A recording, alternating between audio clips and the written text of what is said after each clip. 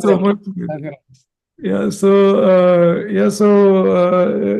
every time like we have been doing it, and we try to do a combination of getting some expert or somebody who has done work in a space to meet all of you, or we pick up crossover, topics of leadership, and give you a 90 minutes rundown of how that model looks like. And then we have this leadership chaska group, which we use to continue to have you guys interact with us for next 6 to 8 weeks by the time the next topic comes. And I do see many of you have been attending very regularly, and I really want to thank you for that. And many of you have actually liked our work and referred to other clients, including your own organization. So again, thank you for that. I'm very openly telling you कि ये marketing का भी gimmick है कि getting people, and also new customers find us on this. They see our presentation, they see our content, and we try to bring a very no-nonsense approach. Literally give you whatever we have, including the framework. So we send you on WhatsApp in Leadership Chaska. So we really help you in the area that we do a lot of work before we come on this show. So so like today we have Harish with us, and I know Harish for a very long time, and I'll give you an introduction as we get to that state. So I'll take about 5 minutes to quickly take you through the leadership chaska slides, and also the brief introduction about crossover. So the chaska stands for, like in Hindi it means addiction, and here it means an acronym for crossover hosted association for skills and knowledge advancement. So the whole idea is that we bring in people and share skill knowledge and advance that. And we also have a WhatsApp group. So Ankita will keep sharing the WhatsApp group link there, so you can click on that and you will join the group. That group essentially will have some related post about this topic for the next 6 weeks to 8 weeks before you come for the next webinar.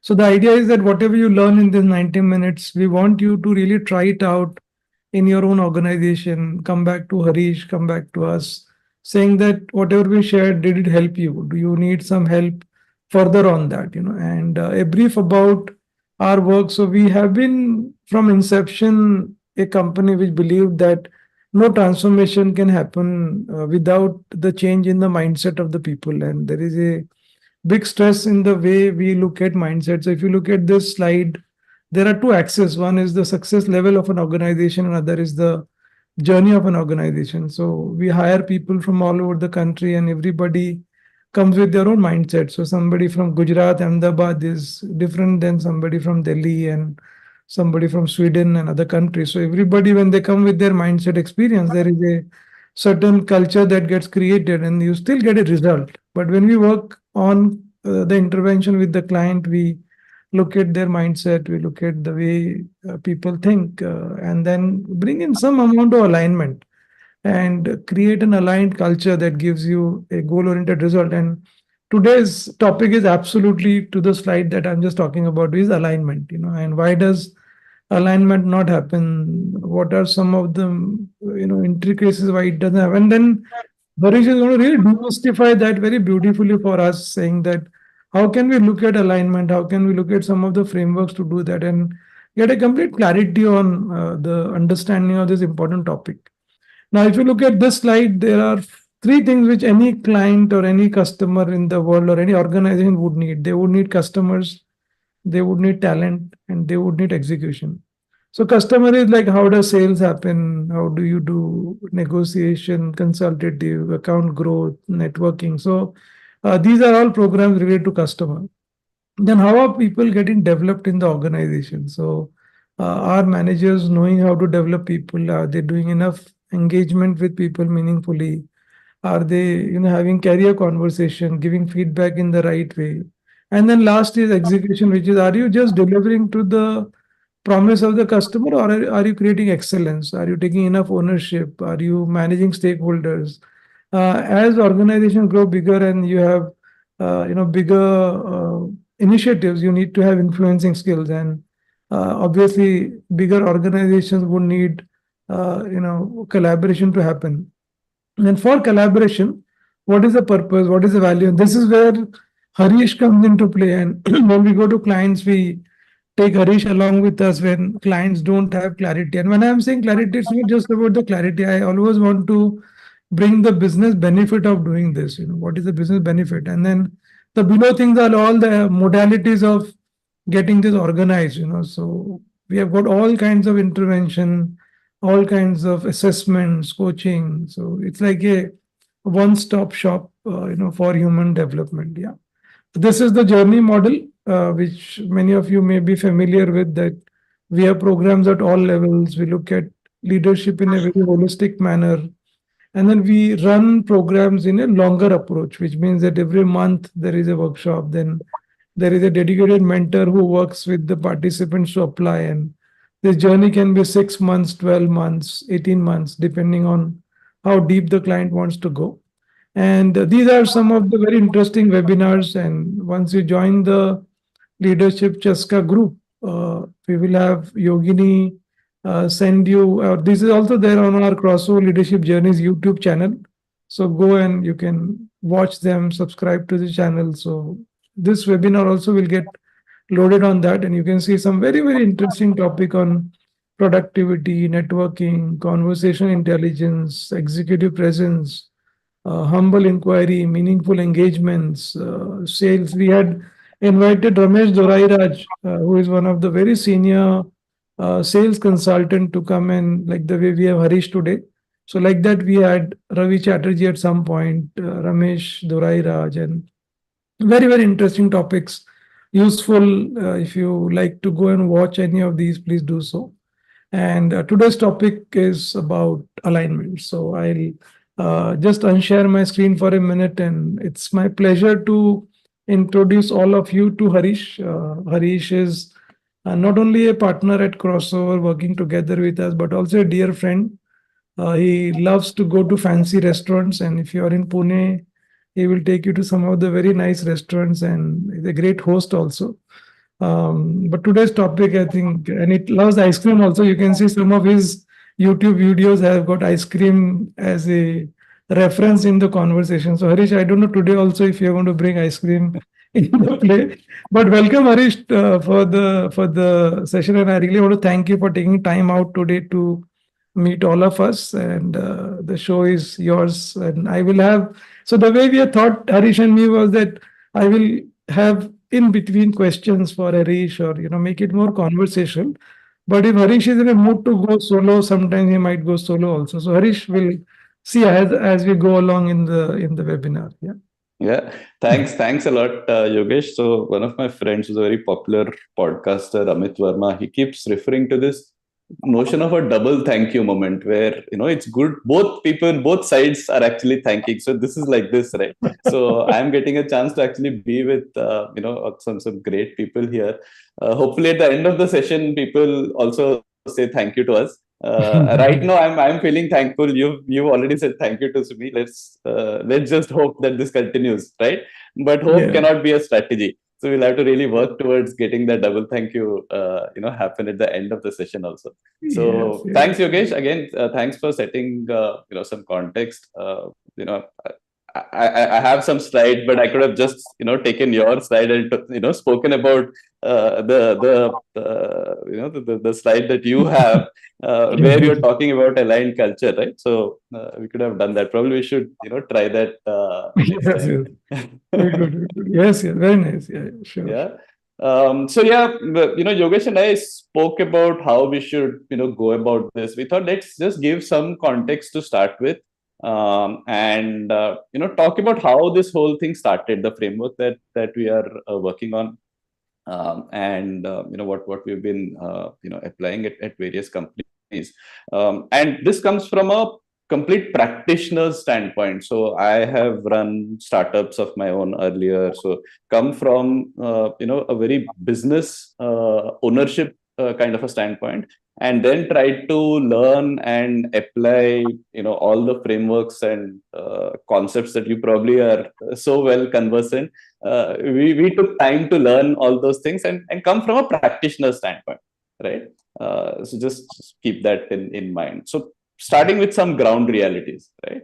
You often hear this, around the workplace, right? Culture was great when we were small. It's so difficult to work with that particular new leader. We keep arguing about the same things in every review. It's the same thing that is being repeated. And then there'll be like these people trying to guess and double guess. So why the company took this decision. They're actually saying this, but the real reason is something else, right? So these are things that we've heard, we've seen in companies that we have worked in companies where we have consulted. Again, blame game, right? Product team says sales and marketing is not doing its job. Sales team says, I'm doing it. Marketing is not bringing me the best leads. Marketing says, oh, product is, not that great. Or I get the leads, but sales team doesn't, convert. Again, standard things. You can replace these with any three other functions, and this, meme will probably, still be valid, right? The CEO is probably thinking of all these things. Oh, I can get the funds, but can my team scale up? Why do I still need to do all this work, right? I mean, I was doing this back when we were 5 people, and I'm still needing to do this. Why don't other leaders have emotional ownership? I'm giving stock options to everyone, and still this is not happening, right? These are all things that, why don't more people think like founders, right? Think like owners. These are all things that we've heard, right? And to address these, all possible initiatives have been tried, right?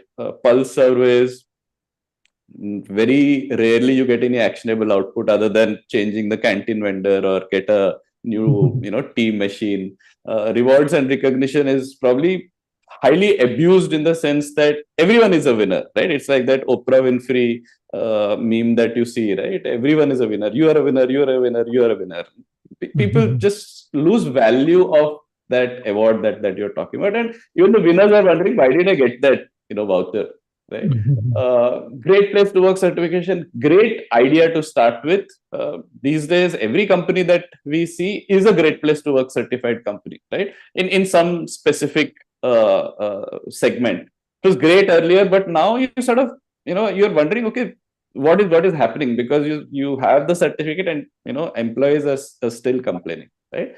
You try all the other things, beer parties, offsites we have the same fight just at a resort, right? Nothing really changes, and people say, oh, this is a problem, we need to hire for culture fit, which is nothing but a very sort of lazy excuse, because no one seems to be knowing what they are hiring for. They say, oh, this is this person doesn't fit my culture. Nobody is able to actually explain in a very valid, objective manner why that person is not fitting.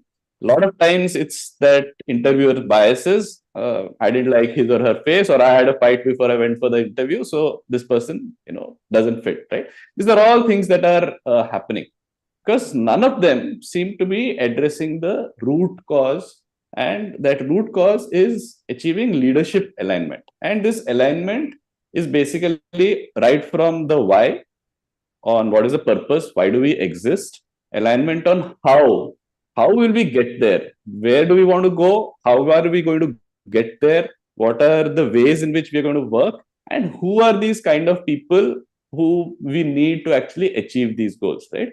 And when I say alignment, again, this is just more of a lexicon legend that you should keep in mind.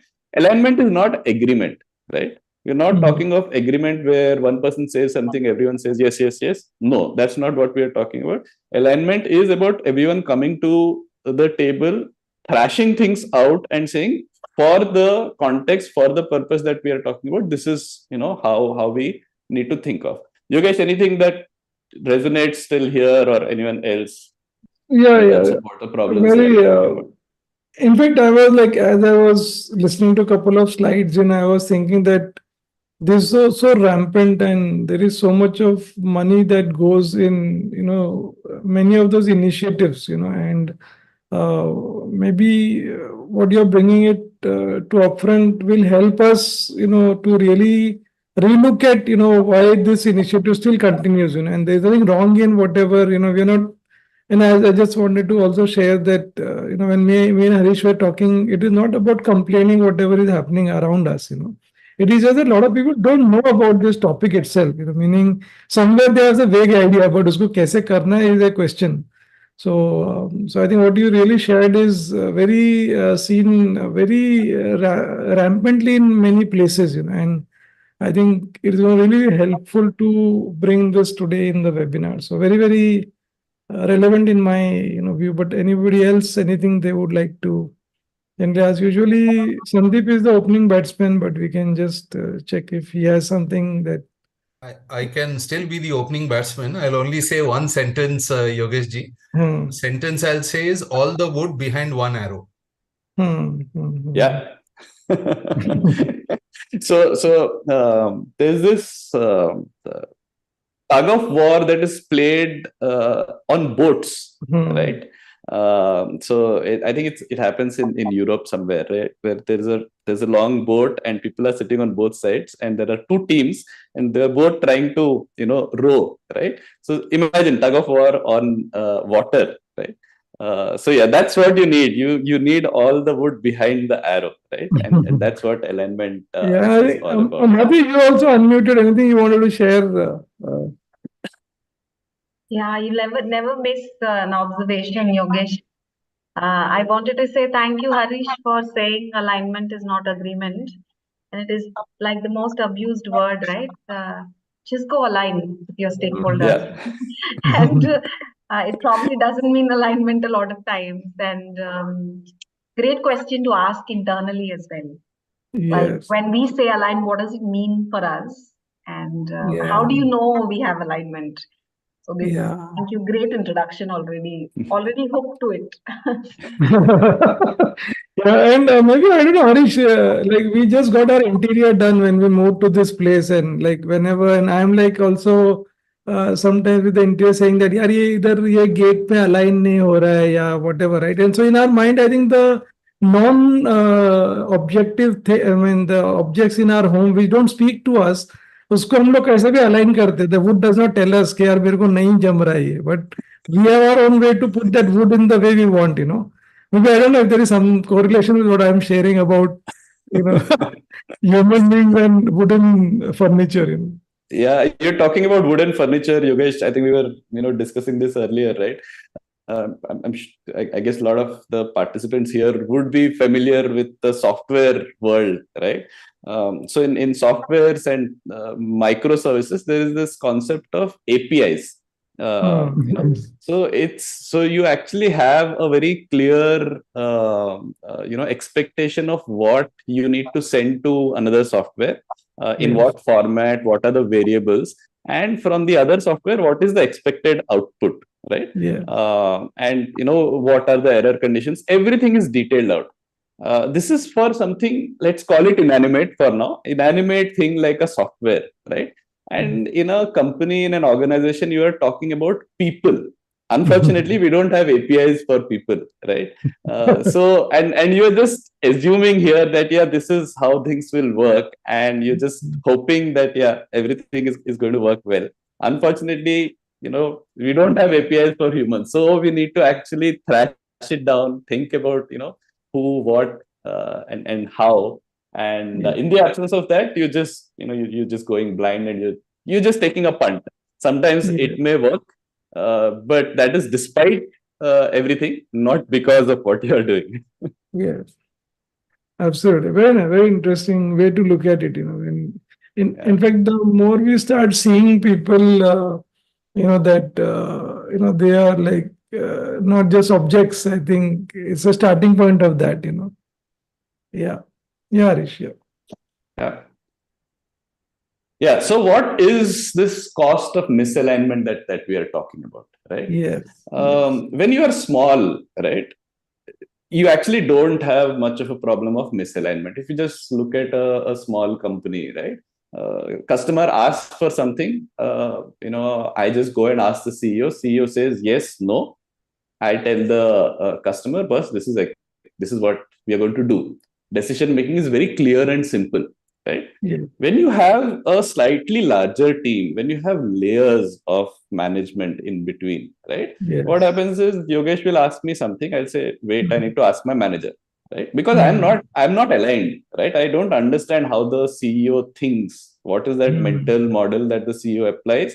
when they say yes or no for any certain situation, right? So I go back to my manager. Unfortunately, my manager is also wondering. So he or she says, oh, let me go and check with my boss, right? CXO, and then goes back to the CEO. So two things are going to happen here. Either it's going to be delayed decision making because everything has to go back to the CEO, and the CEO is the bottleneck, or it's going to be bad decision making because someone in this chain is going to take a punt. Okay, I can't keep going back to my boss for every such thing. Let's just do it this way, right? And in reality, what happens is there's never a retrospective of decisions, right? So you take 10 decisions, 4 of which have come off well. You don't know why they came off well, right? And nobody takes them back to the CEO or to their managers to see that these are the 10 things. This is how this was a decision that I took. This was the model that I used. You just say this happened.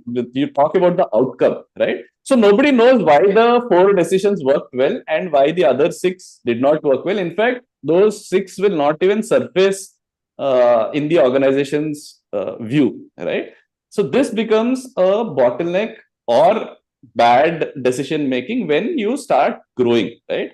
Which is why you'll never have a problem of misalignment in a Kirana store, right? Where there's one matriarch or patriarch, they decide this is how it has to be done.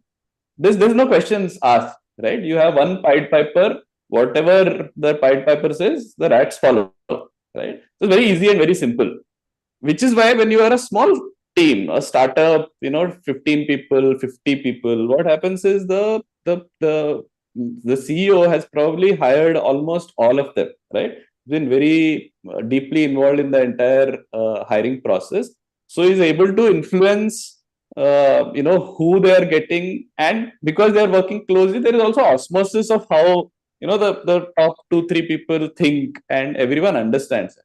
As you start growing, the CEO also feels, oh, I have more people, more leaders, I have brought them in. I cannot go and micromanage them. So let them, take those decisions on their own, right? But I have not actually explained to you what is the style of this organization, right? So then you are either doing what comes naturally to you, which is defaulting to what worked in your previous organization, or you're just doing something, right? Either way, it's just a punt. It is not what is right for this organization because nobody has actually sat down and done this articulation, thrashing out, and say that this is who we are, this is how we are going to do this, and these are the kind of people that we're going to work with, right? So that is why this becomes a challenge when you start growing, right? And it moves from that important, not urgent, to important and urgent, because your scaling up potential will not be realized. Work will cease to be joyful, which means basically all the politics, of a big company. And this is the worst position to be in, right? Politics of a big company with the size of a small company. At least, if you have the size of a big company, you can at least, afford to have all this politics, right? This is the worst place to be in, right? And all your major initiatives that you're talking about, which are going to cut across organizations, cut across teams, right? Because that is where teams and individuals will need to put the organization's objective and benefit above their own benefit or their team's benefit. Because leaders otherwise want to buy loyalty from their teams, right? That I'm doing this for you. But they need to be loyal to the organization first and then to their own teams. But they will default to something that I am doing for my team, because then they feel, oh, because eventually I need to get work done with my team. So they need to feel almost beholden to me that, boss, Harish, my leader, has done this for me, so I'll work for Harish. No, right? Harish has to be having his first loyalty to the company, the organization, and then to his or her team, right? So all your other initiatives that you're talking about, which will cut across, and which is where majority of what you are doing, Yogesh, in terms of learning programs also, they will not be as effective because you are putting me through a learning program, and I don't know why. Right? Why should I even learn this? Why should I become a better manager? Because I don't see a roadmap. What is next for me? Then, but you are just giving me some learning program to attend, right? So this, and there are other ways to also look at this cost of misalignment. It's difficult to sort of have a measure for misalignment, right? So think of what are the ways in which you try to address this, right? Where say the top leaders are spending a lot of time in building consensus. I recently spoke to one CEO. I asked him, how does a day look like? He said, majority of my time goes into consensus building. And typically the CEO or the top founder or top leader is also going to be the most costly resource of the company, right? So if 60, 70, 80% of that person's time is going into consensus building, that is one of your, that is a way to measure how much you are spending on misalignment, right? Other things are how long does it take for your person to be, fully up and working, after your initial induction period and all of that, right? Can I reduce that time by 5 days, right? Or anything else is going to be very difficult to measure or prove that, oh, this company was, slow to roll out a feature because of delayed decision making. It's going to be impossible for you to measure that. You will only see the outcome that your competitor has gone ahead of you because you were slow, right? Then it becomes a 1-0 kind of a situation. These are all small things which sort of contribute to this problem of misalignment. Right? Yeah, and on this instance of you asking the CEO and he's saying that a lot of his time goes in consensus. My other worry that I keep observing, with some of the leaders, that the consensus building has a very different depleting energy level than you solving a problem which is a customer problem. Correct. So it's not only that amount of time that is spending, but that energy that gets into a mode which does not get him to creatively think about something else, that takes away entire enthusiasm of the CEO in some form over a period of time. Yeah, it's opportunity cost, right? That time could have been put into much better constructive use. Yes. And Vikram had some, I think, Vikram, you want to ask something? I just wanted to make a observation. Organizations have seen that whenever we say alignment, or they say, you align with the boss or you align with somebody, I always seen that it's, as a HR person, that it's about competencies that you have to pick and see how a synergy can be built of competencies and experience that synergize for getting a result, right? And if that gets somewhere addressed, then alignment can start to emerge. Because it doesn't have to be that everyone has to listen to everyone, right? I mean, agree to everything. It's about if I know something more and I can put that on the table and help create a synergy with saying, I can get this result. Do you think it will be helpful for the organization's goal to get achieved? I think somewhere down the line, alignment starts to happen. But if it becomes personal, it's about, I've got so many years of experience, I've done this, then it becomes individual and that whole thing becomes a little different. I just wanted to kind of add a perspective. I don't know whether it fits it into your schema, Harish, but you can ignore it if it doesn't. Yeah, definitely. I think, eventually what you're talking about is we before I, right? Exactly. And for that we, it is the thing is people tend to get very lazy, right? They don't think of the entire chain that you're talking about, right? And which is why you always have to start. I mean, Simon Sinek, when he said start with the why, there's a reason, right? Because it has to start with the why, because it just makes decision making so easy, right? Because if it is not furthering you in your values, right, in the kind of person or organization that you want to build, if it is not furthering, then you are doing something wrong. If you are still doing it, then have another look at your values and your purpose, because you're doing something different, right? So there is a think, say, do gap. At the very top, people are thinking something. They say some things because that sounds cool, right? But what they're doing is different. So the smaller the gap between these three, the better it is, right? And that dissonance is what starts sort of adding up in people's minds, that this guy is saying something, but when it comes to my one-on-one feedback, he's talking things like these, right? Or he says you should be innovative, I tried something, it didn't work, and I'm being like castigated for that one experiment that failed. It was an experiment can work out well, can fail, right? But then you say you need to be innovative. But whenever I try something, people always remember the one mistake that or something that didn't work out 2 years ago, right? So that's the think say do gap that you're talking about. Yes. Yeah, Harish. So yeah, so this so why alignment and dilemmas, right? So this is something that my co-founder and much better half Sirisha thought about this back in 2015 when she was doing her when she was at CMU for her Fulbright fellowship, where she thought that what we are talking about in terms of alignment and culture and values seems to be that there is a dilemma, right? And the choice, if it is a choice between a good option and a bad option, everyone will take the good option because it's a no-brainer, right? When it is a choice between two equal options, that's where it's a dilemma, because then I'm wondering, oh, shall I do this? Shall I do that? In some cases, this option seems right. In some cases, that option seems right. Typical, thing that you can talk about is client delight and employee delight, right?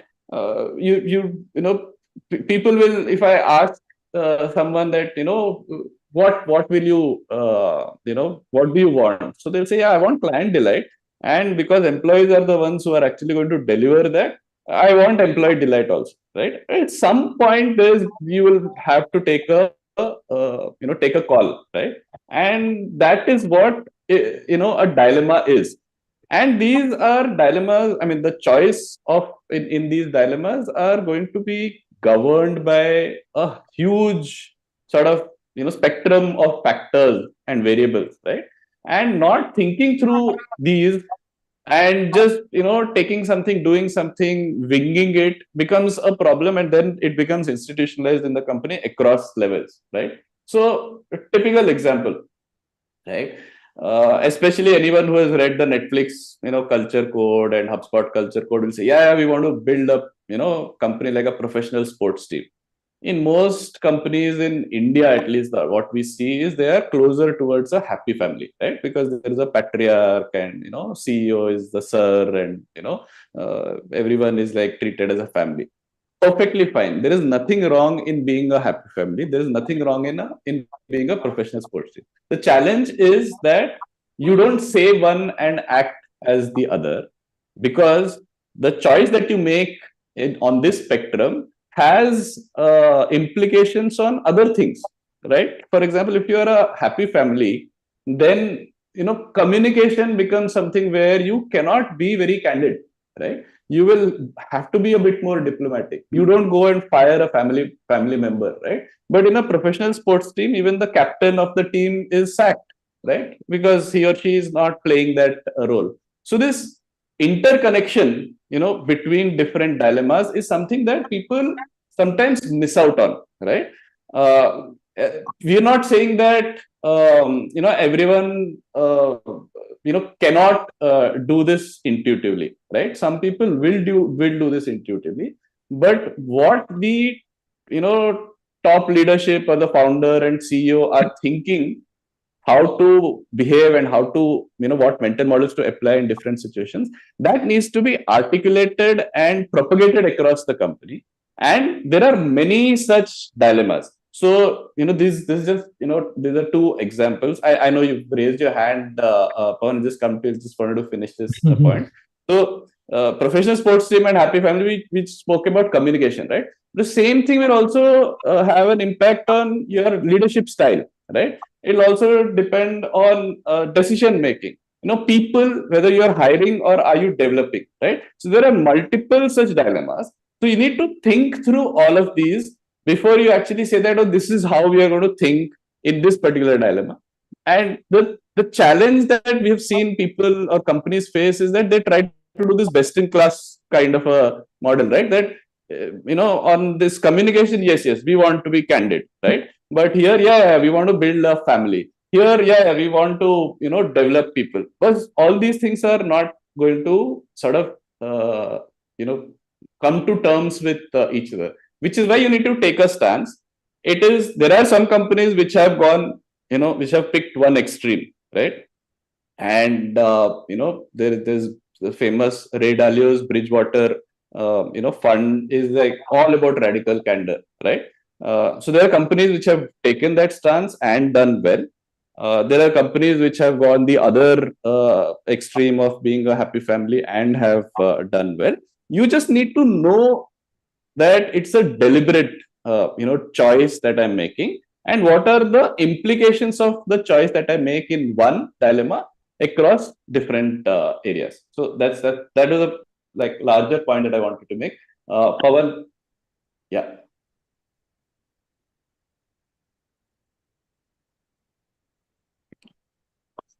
Yeah, Pawan is अगर वो बोल रहे हैं तो mute पे बोल रहे हैं.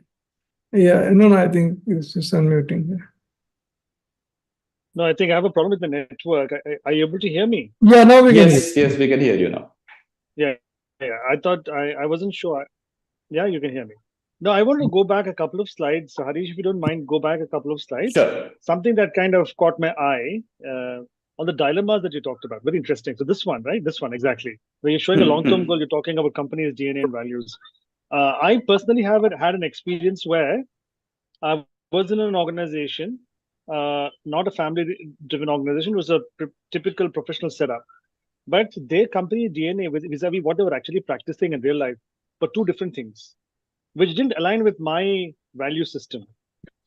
And at that point of time, I was in a dilemma because obviously I couldn't continue working in their organization because everything that I believed in life, where I learned a lot of things and I had some value systems, none of those values were even being recognized, nor were they aligned to their company values.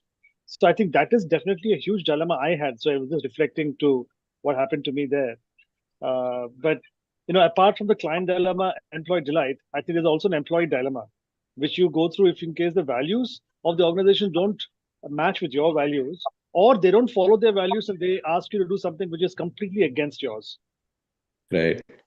Yeah. I think that's an excellent example, Pawan. Thanks for bringing that up because we often, see this in action actually, where we have leaders or the CEO saying, "Oh, I want these leaders to think like this. I want more people to think like this and all that." But you have not really articulated the organization's culture and values, right? So once I do that, then I can tell you, boss Pawan, this is the roadmap of the organization. This is how the organization is going to function, right? Now it's a call for you that is it conforming to your personal values, right? In the absence of that, it is unfair on my part to expect and demand something from you because I have not told you who or how I'm going to go on this journey, but I'm expecting you to do some improvement, right? And we've actually seen this in organizations where once they get together and they say that this is the kind of journey that we are going to be on, it sometimes opens up some things for some individuals and they say, boss, this is not for me, right? This is not who I am. The challenge is today, like you said again, right? The organization puts up some values and some things because they sound cool, right? Not that they are being practiced. And which is why this whole cynicism comes in because you say, oh, these are values that are put up on the company website and on the plaques of the wall, but what happens on the ground is completely different.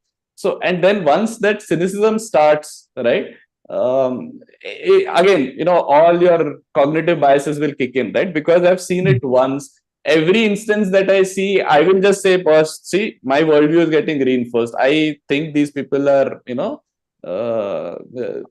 they just don't live up to their word. This is one more example of that. So it keeps adding up in my mind, right? And then I'm not there as an employee out of choice. I'm there because I've not found a better job outside, right? This is probably the worst place to be in as a company, that the people who are there on your journey with you are not there because of choice, but because they don't have any other better place to go to, right? I think we lost Pawan. Yeah.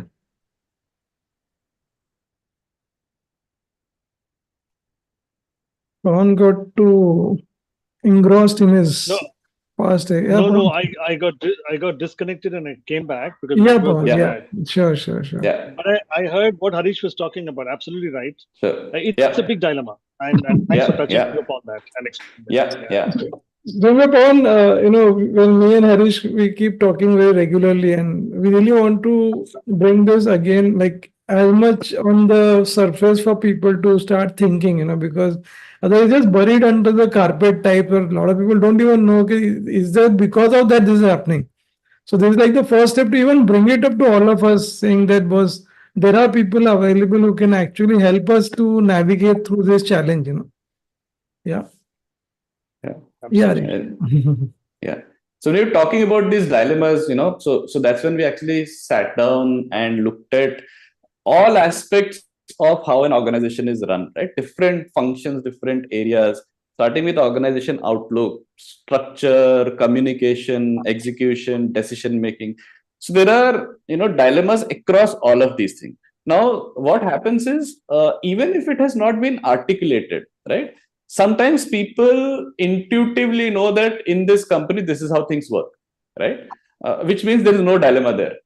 Things are very clear. Wherever there is a dilemma, that is where they just get paralyzed in the sense that they don't know what to do. So either they will seek help or they will just go ahead and do something. So that, if you can think of how can we make it easier for people to actually function in the company, right? Think of it that way. So these are all aspects that you need to think of, right? And there are dilemmas. So there are around 60 dilemmas that we have identified across all these areas. And what happens is, unless you have clarity across all these things, you have not articulated, and then you get down to something tactical, right? That, okay, let's do leadership development. But why are you doing leadership development? How does that fit in your larger scheme of things? If you don't have an answer for that, if you don't set the context, if you don't answer the why, then you're going to keep doing some tactics. Yeah, I mean, tactics, everyone understands that, right? It's a solved problem. That is not something which we need to spend time on. It is, you don't have to reinvent the wheel there, right? But if this whole chain and equation is not sorted out for people, then it is time, effort, money wasted, right? That is how we see it. So there are dilemmas, and we've actually put all these things together in a book. We've published this book very recently. It's gone online. It's available on Amazon. Just started last week. So we've put together this entire thing. It's a 600, 700 odd page book. So it is thick. So it's not like a 200 page, easy read which you can finish on a flight. It will take time. But we thought, yeah, it makes sense to actually write about all the 60 dilemmas, because we've seen different dilemmas at work in different companies, right? And, like you said, there are like some things which people will just not feel comfortable about, right? That is important for that person. So then you need to take a call that, boss, is this something which is important for the organization in its journey, in the purpose, and the kind of future that the organization wants? If that is what needs to be done, then everyone, starting with the CEO, the founder, has to then decide first, does this map with my personal values, right? If it doesn't, then it's a question that I have to answer. Do I change? Or then you say, boss, the organization has to change. Now, this is not going to work for most of the employees. Maybe it will work for the founder CEO, that, boss, this is who I am. Then we need to, have a relook at what the organization is doing. But you have to be very clear. It has to be a deliberate choice. Example that I give always is, it's like, you can't be like in a Bombay local, right? You're standing near the door, people get down, so you also get down at that station, right? You should know which station you want to get down at, right? There has to be a deliberate choice, and not because everyone is getting down there. Sorry. Yeah. Pawan, you'd raise your hand. Now, one question again on the culture. So as you see that in India, most of the times you see that there's more of a high power distance kind of a culture, where I'm going back to Geet Hofstede's dimensions, cultural dimensions. Right. So you see that, you want to call everybody sir, ma'am, especially organizations that are not too young, in the sense they've been Correct. established way back. And so you have this hierarchy where power distance is huge. Now, do you see that, and many other dimensions in Hofstede style that he talks about, do you think that will also change dilemmas and also the culture within organizations? And how are our modern organizations in India dealing with that? Right. Just wanted to pick your brains on that so that you can give us some realistic examples. And Right. we can Yeah. So that power distance is something which exists in India, right? And like a lot of things in the last 30 years for us, where we moved from, basically the dial landline to mobile, right? So which means that, the whole country is always in a state of flux, because you're exposed to OTTs of the world, the Netflix and Apple TVs and Prime videos, in terms of what influences your mind. The books that you're reading are written by the Reed Hastings of the world. But, at your house or in your company, people are still referring to you as sir, ma'am. And some people also have this, I call it the God syndrome, right? That you feel that you are like the benevolent dictator. I know what is good for this person. I will decide. And that person also sort of seeds that, like responsibility and, power to you, right?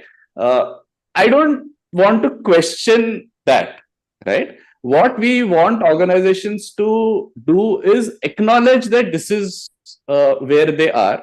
Don't be under a false, impression, or believe that you are actually living in a very professional world and working in a professional way while you are closer to a family. Acknowledge that you are a family. You can also say that we need to move to a professional kind of a setting because that is how it works, and work towards that, right? Because the problem is, if you say that, no, I'm professional, because I think I don't go and address anyone as sir. But if people address me as sir, I say, yeah. No, I'm not correcting them, or I'm not making anything to actually change that. We are not questioning any choices, right? We've been part of some of these workshops with leaders where, people have spent time on a dilemma, or, something like respect, right? Again, somebody said, no, we have a lot of feet on street. So my sales head is going to, not accept it if I say that everyone has to treat everyone with respect, because, that guy will just, swear at people. That's the only way he gets to know how to do work, right? That is completely, like Pawan, you said, that is completely alien to me as an individual, right? But I cannot go and enforce my view there, right? I'm going to let that leadership team define and decide who they want to be, and they need to articulate that. After that, someone joins, that is their sort of volition. They're joining and they're working for them, knowing fully well that this is what it needs to be expected here, right? The problem is, you say that, no, we treat everyone with respect because that sounds cool to put up on, pre-placement talks and when I go to a B school. But when I go and hire somebody and I'm saying, no, I'm saying something, that is the problem, right? So, like I said, I'm not coming from a place where I'm saying that, no, everyone should stop addressing everyone as sir and, has to be professional all the time. You take a choice. I mean, it has to be deliberate and, say what it is, right? Do what you say what you do. So it basically, Hari, is the subtle, confusion that keeps people unnecessarily wasting the organization's time is what you're trying to tap into, because it's like not adding any value to anybody. And over a period of time, it is trying to accumulate, and then the whole issue starts coming up. So you're basically wanting to nip that early on. Correct. Yeah. So that's why that nipping early on, if we are able to do this for companies when they are still at a nascent stage, when they are 50, 60 people, right? Job is easier. If not, that is when then you need to spend a lot of time and effort on coaching people, changing mindset, giving them the,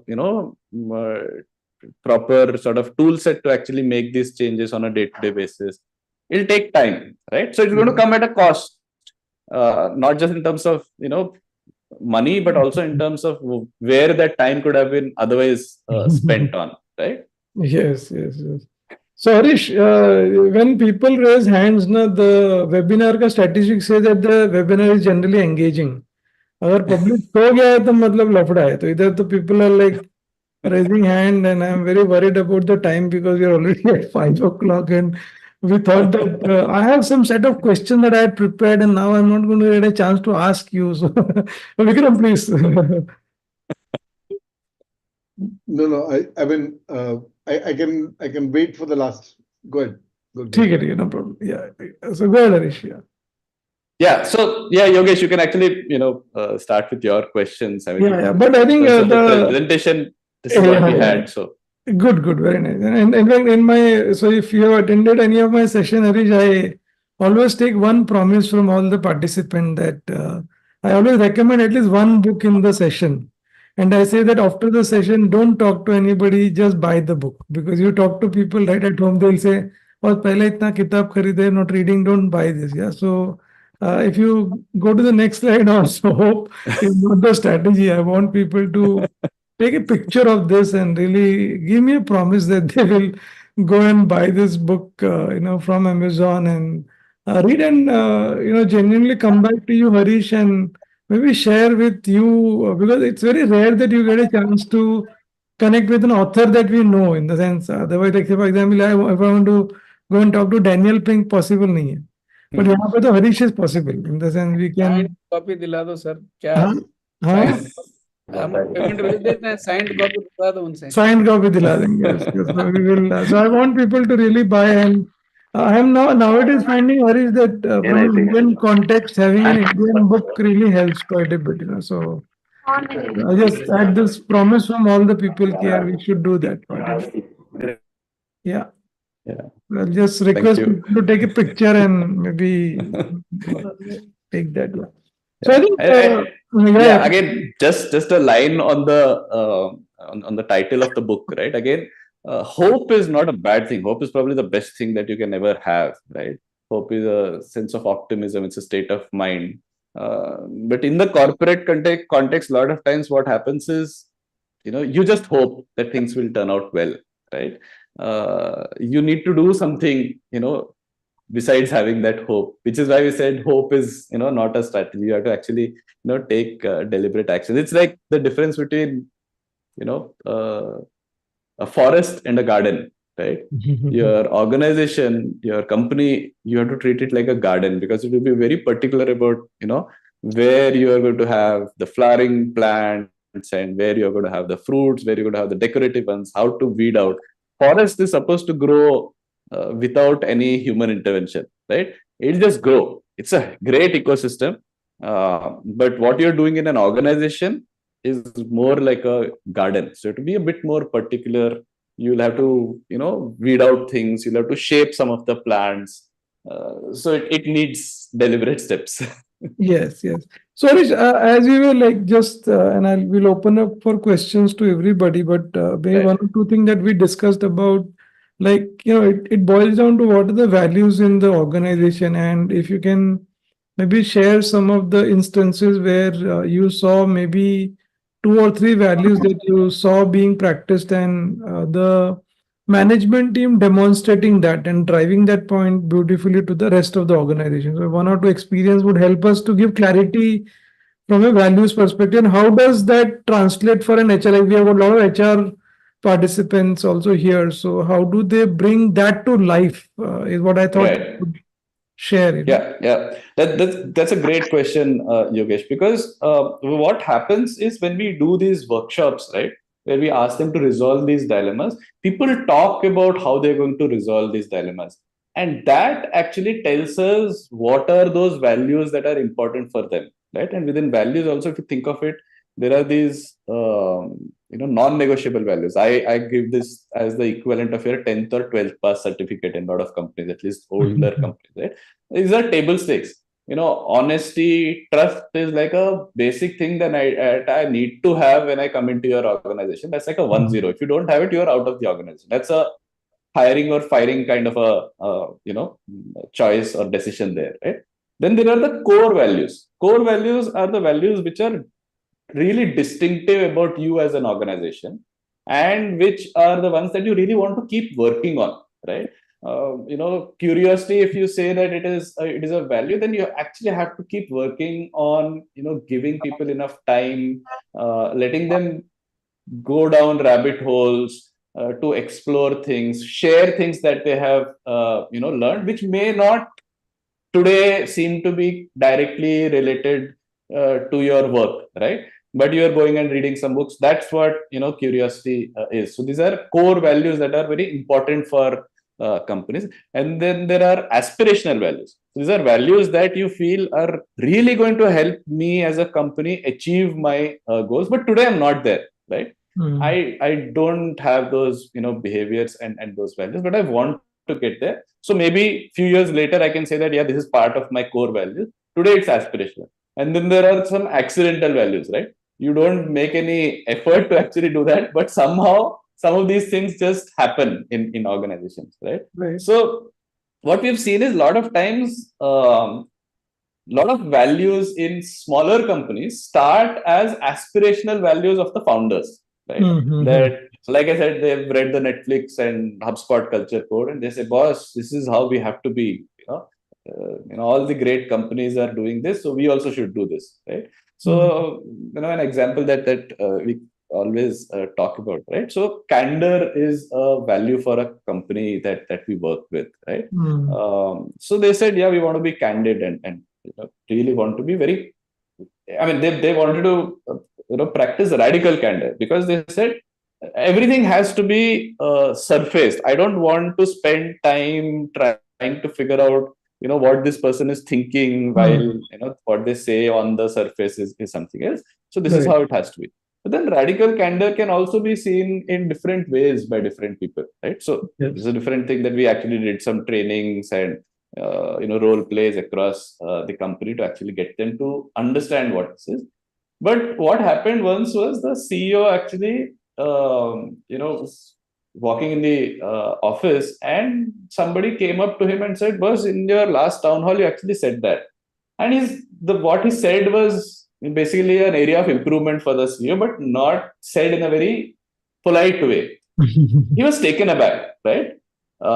First instance, he was taken aback, but then he realized that this is exactly what I'm looking for, right? And this is why that aspirational value to core value, they realize that there is still some distance for them, because his initial reaction was to be slightly offended by what this guy came and told, because this software engineer is saying something like this.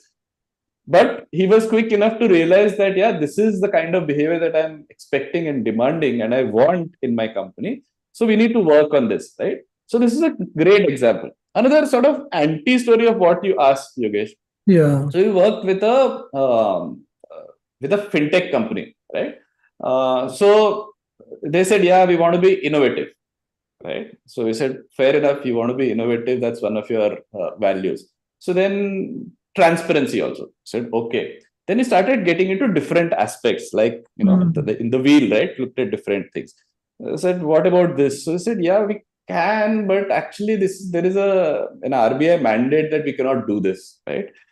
Somewhere else, oh no, but we don't want this to be, I mean, it is not possible for us to reveal this across the company. There are only two functions who can actually do this. So then they started slowly understanding that, no, this is not happening. So then we said, okay, go back to the first session where you said, innovation and transparency. Is this something which is still core to you?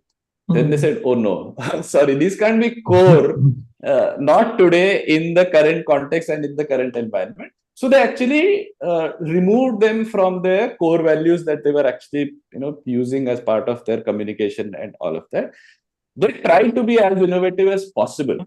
Right? Yeah. So on the same thing, how many values do you think you recommend that a company should have? Like, because I've seen sometimes people get super excited about yaar duniya mein sab kuch leke aa jao, and then they struggle to practice some of those. Is there any recommendation you have on that also? So the simple answer to that is the number of values that you can genuinely manage living, right? Living and remembering. And now if you apply the science to it, at any given point of time, human brain cannot store more than 7 pieces of information, right? So if you combine these two, then you get the number 5 to 6 is probably the number that you should be looking at, right? More than that, I've seen CEOs struggle to list the values that they have for their company, right? Because it's so difficult to even remember, to memorize, right? So think about the values which are really, really core to your identity.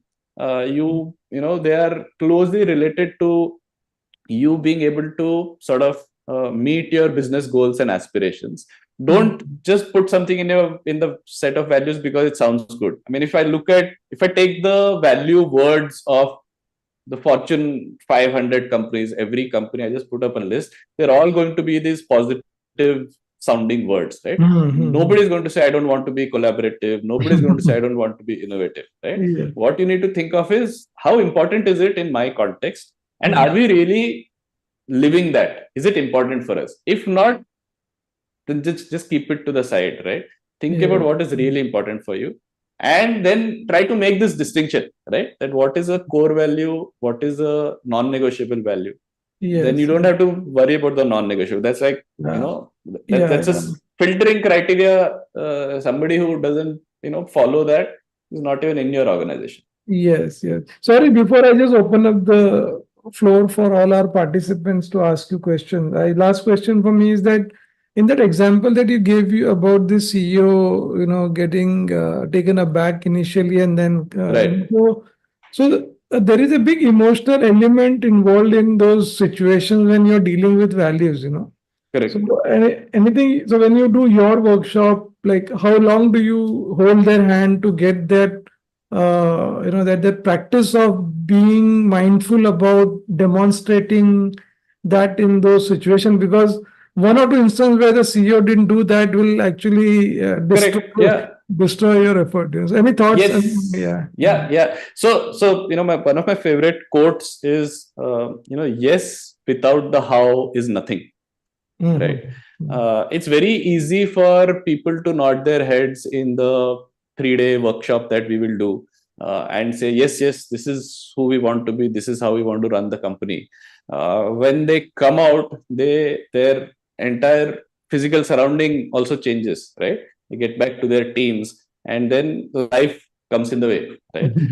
So that is where those values and the culture that you're talking about needs to actually, become real, right? And that is going to happen, and that is where sort of the HR team, the people and culture team in some of these companies, as it is called, they need to sort of operationalize this, this culture, alignment, and values that we are talking about into different things. And when I say different things, it is in terms of the processes and playbooks that are being followed in the company, right?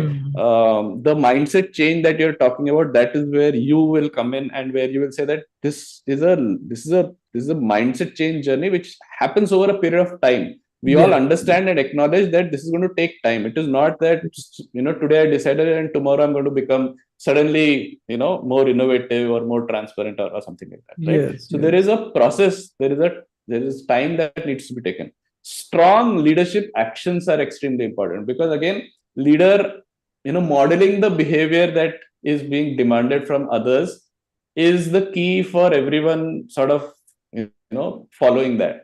It has to happen through stories, right? Stories is the is the unit of popularity or spreading something from centuries, right? Even before we had the written word, people were able to actually propagate values through the mythological epics and the religious books of different religions. In fact, it's funny, we actually for one of our customers, once we did the workshop, he's a Sikh.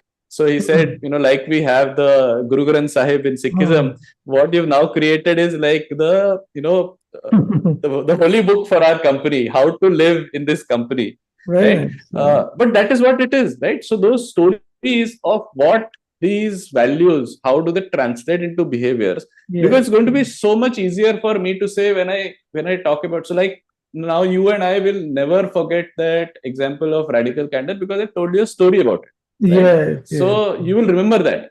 Or Yes. the innovation and transparency for this fintech is a story, right? yes, So yes, these are ways in which you have to sort of apply and weaponize these, tactics of influence that religions and have been using for years together yes, of indoctrinating people with these values. So yes. it is a process. It is not like it's not like you go to the gym one day and suddenly become Right, right. super healthy and super fit. It takes Yes, time, it takes effort, it takes mindset change. It takes a lot of gentle sort of nurturing of yes, the yes. behaviors that you're talking. So you need reinforcement. So in Reinforcement will fact, come from all these yeah. things. So when you talked about this Guru Granth, then I have been to Golden Temple couple of times because one of our Right. loves doing offsite in Amritsar. So unke unke likings, we get a chance to go to Amritsar, and Correct. whenever I go to Golden Temple and visit, I always feel that some of these also requires an amount of self-reflection and cleansing of ourselves, which as a human being, sometimes we get too contaminated by whatever around here. So, and hence I think people find it little difficult to practice because थोड़ा मेहनत करना पड़ेगा मतलब Yeah.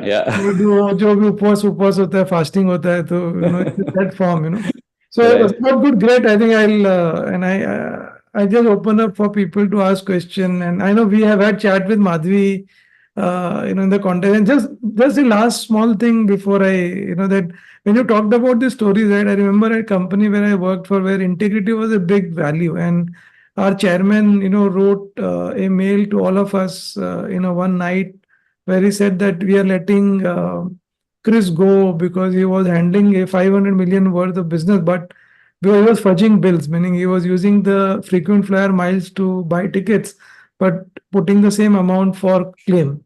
Now, this was a story that literally went across that everybody who was putting the medical falls bill in the at a very small 500 rupees started to get to see that if a stature of that level can be fired because of integrity, I think everybody else can be at that. And that really showed us that it was such a big loss to the organization to lose such a powerful leader otherwise, meaning he was a fantastic leader, he was doing great business, but integrity was a value. So, on one hand there was a loss, but then it kind of gave us a story that a message to all of us that I think we all have to follow this value in our organization. Yeah.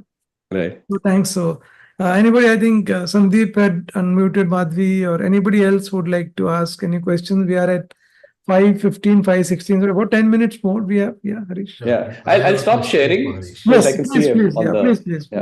So Harish, just wanted to check, would you be able to briefly walk us through one of your successful engagements, as in what was the problem statement, what was the intervention or interventions that you carried out, and what kind of benefits accrued? Right. Yeah. So I don't have that on this particular presentation, but I'll quickly talk about that. Right. So for some of the smaller companies, it is this: oh, we've grown to 50 people. We're going to grow much faster, much bigger. So how do we make sure that we are not going to face a lot of drama, right? We don't want to grow with a lot of drama with people dependence and all that. And like I said, when you are 50, 60 people, alignment is not a problem, right? Because those two founders were actually very clear about kind of people that they're hiring and all of that. So we got in, and these were sort of culturally aware that we say, which means they had read all the Anthony Horowitz and all the books that you can talk about. But there was a gulf between how they thought and the rest of the team, right? So that is where we had to get them together. So typically the process that we follow is the three phases. One is the insight by design phase, where we talk to people across different levels and try to unearth the dilemmas that people are facing. Like I said, there are going to be some areas where there's no dilemma. Even though you've not articulated it, people know that this is how it is going to work in this company. Everyone is clear, right? But there are some areas where there are dilemmas. So we create these empathy maps. So if you've done design thinking, you know, right? What do people say, think, feel, and do across different aspects of the organization. So think of all these, the sections that you saw in the DRF wheel, right? So communication, feedback, opportunity to grow, performance management, people policy, leadership style, all those things. So look at all those areas, and we create these empathy maps. And this is done across people. They're promised anonymity. There have been cases where company leaders have come back to us and said, tell us who said this and all that, and we will never reveal those kind of things. So that becomes a bone of contention at times with some companies. And then we put these people through these workshops, right? And when I say people, these are the key stakeholders. These are going to be the key influencers, right? Typically founders, owners, CEO and CXOs, people who are going to have a rather disproportionate impact on the company culture, right? Because they all need to first come to terms with the kind of company that they are trying to build, right? So that is where then they look at these empathy maps. They first articulate, or if it's already done, they re-articulate their company purpose. Because it has to start with the why, right? Because sometimes you just need a reminder for people that this is where we are going, this is what we want to do, right? So given that as the context and reason for existence, then you look at empathy maps to see what people are saying today, right? And then you try to make these choices, these deliberate choices, and that's where people will then sort of, it'll be like a typical, it's like the Bombaya term, right? Mandavli, tera ye, mera ye. So that is going to happen. People will do that, and then they will also do almost like a pre-mortem, right? Where they'll say, "Boss, this is the kind of company that we want to run. This is the ideal state. This is where we want to go. What are the ways in which this is not going to happen?" Right? So what are going to be the derailers for me? So what are the actions from employees and what are the actions from leaders for this to happen, right? So they are sort of co-creating this whole entire program and solution. So that's where there will be things like, as managers, we want to give we want to use radical candor in our feedback, but nobody has actually trained us on difficult conversation. So that's then what becomes an input for Yogesh, that this is the kind of leadership, development program that we need to run, right? And again, like I said, that's a 12 to 18 month journey at times, right? So once the 3-day sort of workshop happens, and that is where everyone, the motivation levels are at the highest, right? Because suddenly, they feel, boss, now that's it. We are going to make a dent in the universe. But then the devil is in the detail. So that's where, and that's the boring part, right? Because it's easy to get fired up about, something like this. But then the boring part is you need to do this on a regular basis. You need to do reinforcement. You need to change your processes. So that's where then we typically do a sort of a cross-functional team. So leaders have said this is how feedback is going to happen. Then we'll actually talk to the people managers and say, "Boss, leaders are saying this, but it has to work." So that will be a practical, solution, not the ideal utopian solution. So then they'll say, "Oh, this is what we're doing." It has to be a triangulation between what is the ideal thing, what is happening today, and what you want to do. Because if I make any sort of radical, recommendation, people are going to be just paralyzed. They'll feel, "Oh, this is too much of a change. I'll not do this," right? So that change by design phase is sometimes it can be 12, 18, 24, 36 months, because companies will need to prioritize also, right? Because this change is going to take time. There's going to be change on mindset. So once this starts happening, obviously there are things like some will be quick wins, some will be things that you will see happening. There'll be a lot of anecdotal evidence that you're seeing that this is I'm able to highlight more of these values and more of these behaviors. All that happens. Given this, we have seen kind of sort of benefits and impact, right? Like I was telling Yogesh and Pawan earlier, right? So there are also cases where we have done this and 4 CXOs, sort of left the company, right?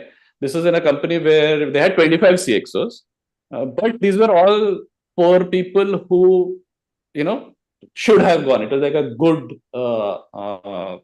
good exit for the company and for them as individuals as well, right? So you need to be prepared for that, because you've probably added, people without really thinking. They are not the right people for the right role, right place, and right time, and all of that in their career and at their age. Think of all those things, right? So something like that also happens, which sometimes is probably the biggest contribution to the company sort of really getting unlocked in their growth journey. Two cases where companies have, got, Series C, D funding, because now they have suddenly got that velocity. Everyone is clear about what needs to be done. There's no time being spent on petty office politics. People are really driven, not necessarily, happening only in, in-person kind of things, even when companies are completely remote, right? There are like two companies that we are working with. One is we started working 2021, right? Completely remote, company, and they carved out a business line, which they managed to sell to a private equity fund as a product, in spite of being a services company. So they could do these kind of things. There's another company which is like 1,200 odd people, fully remote. They now have two business units. One is 1,200 people, one is 500 people. Just bringing all of this together. So impact can be anywhere from sort of, financial returns, to next stage, next round of funding, to people generally being happier, right? And that's going to be very difficult for anyone to quantify, right? So there's going to be anecdotal evidence, that people, it's very clear, people know what needs to be done here. In some cases, it's also, good attrition. I wanted to point that out, because that's something which we call out to people. Your term say a good, your term acha good attrition. Yeah. So Harish, we are at 5:27. We have like 2-3 more minutes to go. So any last question? I want to leave it open for anybody who wants to say. Vikram, and we will have Gurminder say vote of thanks for Harish. Gurminder, ऐसे ही हम लोग एक thank you बोल देंगे हरीश को for taking time out and taking us through this. So Vikram, please. Just taking a quick look at the chat also. Yes. Yeah, they pretty much. I think there was no question chat, mein, so we are just people are appreciating whatever is. Okay. Yeah. Thanks. Good. Yeah. So Harish, I just wanted to say, having worked with a couple of startups, having them got them up to a Series B funding and then moving out, I've realized that this founder aspirational values often need to get downscaled or realistic into becoming core non-negotiable values. At the same time, making it a way of life by virtue of not just threatening them to be a part of performance evaluation or some other method, but actually making them appreciated value of living a normal life. That I've also seen the dichotomy of where the founders' aspirational values are held so close that the core values that you as a HR leader or as a group of leaders you try to tell them are completely negated, and that comes predominantly where I've seen where the founder has that very conservative mindset. ये मेरा पैसा है, मैंने डाला है, ये मेरी company है, मुझे सब कुछ मालूम है. And this company has grown predominantly with that yes sir, no sir, 2 bags full sir. So I had just one question. I just get the processing. What is your message to them? Because they even hire HR leaders only when बोलते ना पानी sir के ऊपर उठ चुका होता. Short answer है हरीश से मिला दो उनको. हरीश से मिला ही देंगे, अभी तो मिला देंगे. What's your take on some? I'm sure you've seen many of such organizations. Yeah. So I think, like I said earlier also, right? I mean,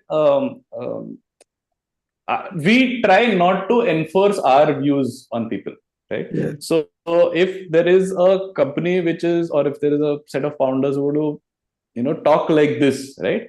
Then our role there is going to be to make them aware that what this means is there's going to be a plateau to your growth as a company, because it is going to be a function of just what your capacity is, right? Because you are not empowering your leaders. Yes. There is no one else, right? So आपका जो capacity है उतना ही होने वाला है.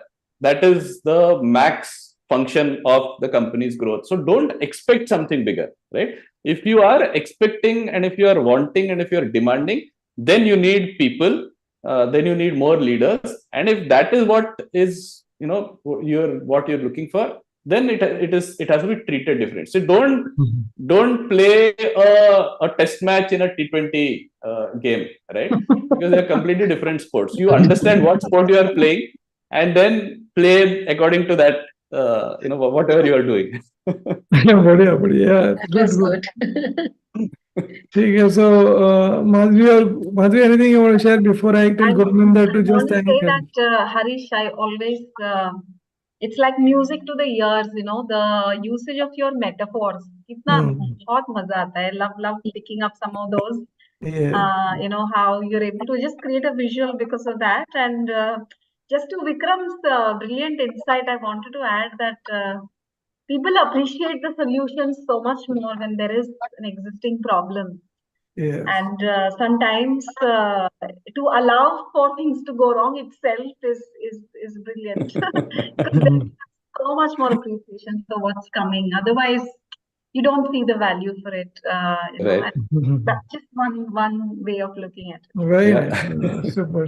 So चलो good. Gurminder एक vote of thanks दे दे हरीश के लिए. Anji, yes. Thank you so much, Harish. This is my first session with Yogesh as well.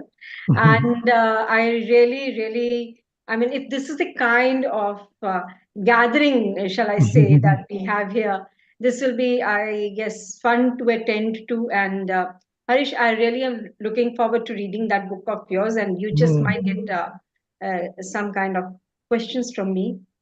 Sure. Very soon. Yeah. Thanks a lot. Thanks for being here. Yes. Yeah. Thanks. Good. Yeah. So thank you everybody. I think अपना जो virtual thank is like this, so we can do that also. Yeah. So, and as Madhvi said, Harish, it's always a pleasure for me also to meet you and talk to you and really learn from you. It's so simply you put everything very neatly and very nicely. Like we say ना, क्या बोलते मराठी में वो pearls of हार में जो डालते हैं ना, the pearls of wisdom keep coming from your passion for this particular topic. Sirisha is not with us here today on the show, but you give our regards to her. Because I think first I met her and got impressed by the work that you both do together. And I think for a lot of our clients, they have great respect for the work that you do. And thank you for taking a time out again. And we'll send the recording to all of you. So if you really like this and you want to share it with any of your colleagues, please do that. And then look forward to seeing you next webinar, which I'm planning. And this just occurred to me as you were talking about stories. Harish, we haven't done a webinar on storytelling. तो अगले वाला storytelling पे कर लेते हैं actually. Sure. चलो, thank you so much. Bye everybody. Bye. Yeah. Thanks. Bye. Bye.